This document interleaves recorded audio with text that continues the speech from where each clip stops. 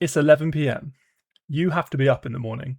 You're a responsible adult who's just made one executive decision that's going to change your evening. And that decision is one more game. Just one, then bed. I mean, after all, it will only be a couple of minutes, right? Well, now it's 2 a.m. and you've played 11 more games. You don't remember agreeing to this at any point. At no point did you choose to stay up until 2 a.m. And yet, here you are. Your room lit up by the glow of a loading screen, whispering to yourself the most powerful lie in human existence. Okay, this is the last game. Now, here's what's strange about it, and the exact thing that we're going to solve today. You didn't lose track of your decision. You made the same decision repeatedly, 11 times to be precise. One more, then stop. And 11 times, just like clockwork, the stop part, very quietly, just didn't happen. So this isn't a story about willpower or laziness or you being weak. It's a story about a missing signal. A signal that's supposed to arrive and tell your brain, okay, you can put it down now. A signal that modern games are very, very carefully designed to never send. So let's get into it and find out where that off switch went. But before we find the missing off switch, we really need to explain the 2 a.m. of it all. Because the first thing a good game steals from you isn't your sleep, it's your sense of time. The missing sleep comes later. This is actually one of the most reliably documented effects in all of gaming psychology. In one survey of gamers, 99% of gamers reported losing track of time while playing at some point, anytime. Not most, not a lot, basically all of them. That 1% was really holding out. In another study, a third of gamers said they lose track every single time they play a game. And nearly half, including myself on this one, say that they actively use tricks like alarms to claw back some of that time. The reason traces straight to a concept that you've probably heard of once before. The concept is called flow. Coined by the psychologist, we're going to call them MC. So flow is just a state of total absorption. You're going to fall into this state when a task perfectly matches your skill. The task needs to be challenging enough to grip you, but really not so hard that it breaks you. This is more of a survival instinct. It's been designed to help us focus and stay alive in the past. And one of flow's defining features in MC's own research is a distorted sense of time. Here's the mechanism behind it, and it's pretty elegant. Tracking time takes attention. It's a background process that your brain is quietly running. It needs to actively think, how long have I been doing this for? But in this situation, your attention is limited. When a game pulls nearly all of your attention onto the screen, there's no attention left to run the clock. So the clock just stops getting checked. And as researchers put it, in flow, fewer attentional resources are able to track the passage of time. So you just completely lose track of it. A 2021 study had people play a fast, intense rhythm game called Thumper. And if you're into rhythmic bass games, things like Guitar Hero, then definitely check this out if you've not already. It's currently sat at very positive on Steam right now, so it's worth a browse. In this study, they managed to measure flow directly. The more flow players felt, the less they thought about time, and the faster time seemed to pass. Time didn't just slip a little bit, it fully compressed. Which means, where did the evening go, and how is it 2 a.m? Has an actual, literal answer. It went towards you not dying. Your brain spent the whole budget on a game that had no spare change left to buy a clock. So that's why it's 2 a.m. and it feels like 11:15. But losing track of time explains the hours vanished. But it doesn't explain why you didn't stop. You can lose track of time and still quit. So why didn't you quit? And here's the heart of it. To stop doing something, your brain needs a signal. A little internal, okay, that's it, that's a wrap, time to stop. Psychologists sometimes call it a completion cue. It's the finished chapter, the empty plate, the end credits, the moment the experience rounds itself off and says, "You may now disengage." Almost everything in life has one of these completion cues. A book has a last page, a meal has a last bite, a film rolls its credits and the lights come up. Those endings are doing invisible work to your brain. They're handing your brain permission to walk away. Now, let's take a look at modern games and ask the quite uncomfortable question: where exactly is the ending? You finish a match, and the screen instantly shows you the cue for the next one. You hit that level cap, and a new season starts. You're gonna finally beat that boss that you've been grinding, and 3 new quests bloom up on your map. The reward for finishing anything in modern gaming, reliably, the next thing. The plate is never empty. The waiter in the restaurant is clearing your plate and immediately setting down a fresh bite before you've even swallowed. This is the trick, and once you see it, you can't unsee it, so sorry for that. A well designed game has no natural stopping point. Every ending is engineered to also be a beginning. There is no last page. The book just keeps on adding chapters faster than you can read them. So the completion cue that your brain has been waiting for this whole time, the little, all right, I'm done now, it never arrives. You're not failing to stop. You're waiting for the green light that the game has actually just quietly unplugged. And here's the genuinely clever part. The one moment that could feel like an ending, losing, has been turned into the strongest reason to continue.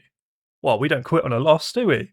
Because a loss is unfinished business, and your brain hates leaving a problem open, and it nags you, and it nags and it nags to resolve it.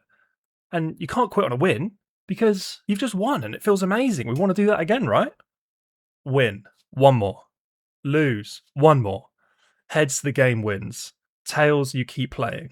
There is no result.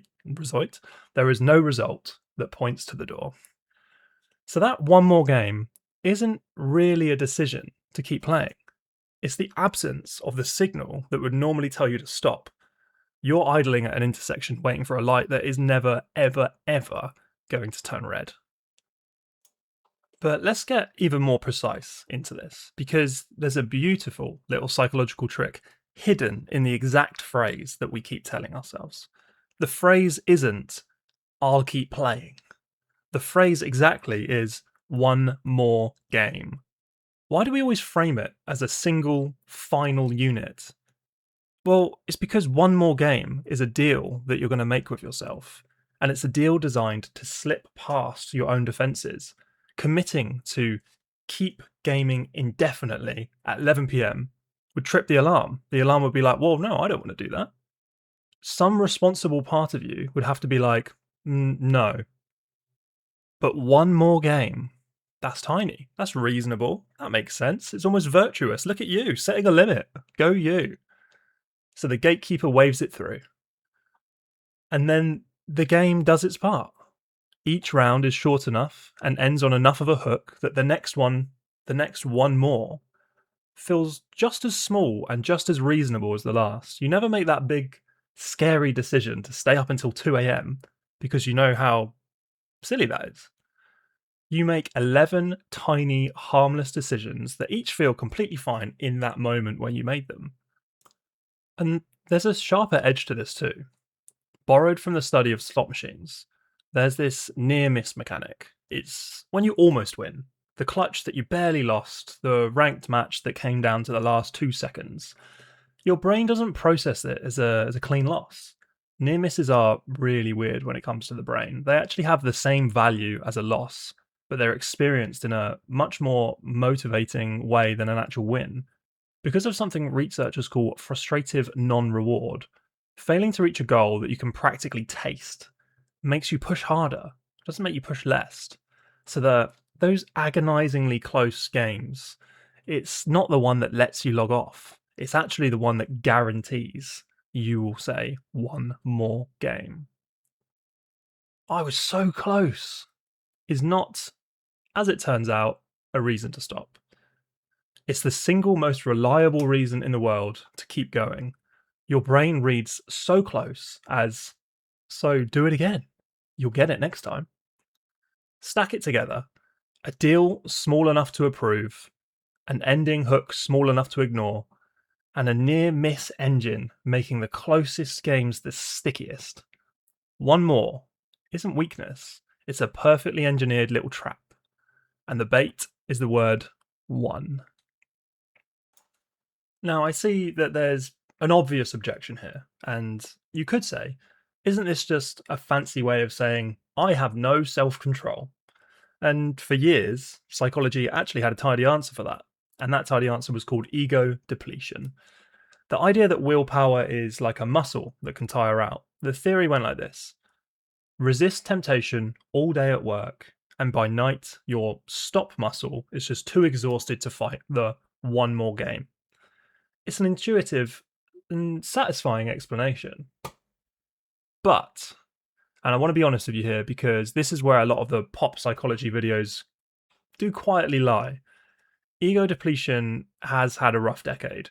When researchers tried to actually reproduce the classic results in large and rigorous replication studies, a lot of them didn't hold up.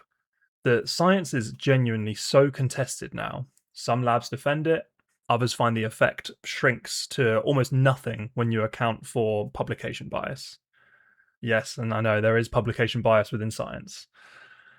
I'm not going to stand here and tell you that your willpower ran out of battery, because the honest answer is we're not really sure that the battery works the way that we thought. And here's why that's actually good news for you and for this story, because it means that the whole one more game was probably never mostly about your willpower in the first place. Just think about what we found in this video: the clock that got unplugged by flow, the off switch that was removed by design, the phrase one more that was small enough to slip past your judgment, the near miss turned your losses into fuel. Every single one of these is a feature on how the experience is built and how the human attention actually works. It's not a referendum on your character. You can have a heroic, world class willpower and still get caught by this, because you're not actually being asked to make one big choice that you could brace against. You're being offered 11 tiny ones, each individually correct, with no moment in between where the game ever says, that's okay, you can stop now. Blaming willpower for one more game is like blaming your sense of direction for getting lost in a casino with no clocks, no windows, and no exit signs. The problem was never your navigation. I mean, just look at the building. So if the game won't hand you a completion cue, the trick, as it turns out, is to bring your own. This is the one part where the research quietly points at something quite useful. Since the danger isn't playing, but missing the ending, the fix is to install an ending the game refuses to give you. Not willpower, architecture. You're not trying to resist harder, you're trying to manufacture that green light for yourself. A few that actually map onto the science. Decide your stopping point before you start. I will stop at this rank, or I will stop when this match ends. So your choice gets made by calm and clear-headed you, not 2 a.m. you who can't see straight. You can even make the ending external. You can set an alarm in a completely different room to the room that you're playing games in. So something in the actual real world delivers you this completion cue. You have to actually physically get up and move away. Remember those surveys? Nearly half of gamers already do this, precisely because they know that they lose track of time. And again, I'm one of these people. I set myself alarms, I set myself hard deadlines because I could easily pick up a game and be playing it until 2 a.m. just to realize, oh, what have I done? Maybe even the most freeing reframe that you can do of all of the reframes, when you catch yourself whispering, okay, one more game, just notice it. That sentence isn't a decision. It's the sound of a brain looking for an exit in a building that was designed without one. And simply just seeing the trap is the most effective way of stepping out of it. So, no, you're not weak-willed. You don't lack discipline. You're a perfectly normal human who wandered onto the most expertly designed attention traps ever built, looking for an ending that was deliberately left out. One more game was never a lie that you told yourself. It was a question your brain kept asking. Is it over yet? to a game that will never, ever, ever say yes. So you have to be the one that says it. So why don't you tell me below? What's your one more game? What's the one that's stolen the most 2 a.m.s from you? Name it, shame it. We're all in this loading screen together. And if you enjoyed this, there's definitely more where it came from. Subscribing is free, takes 1 second. And unlike your ranked queue, it will actually end.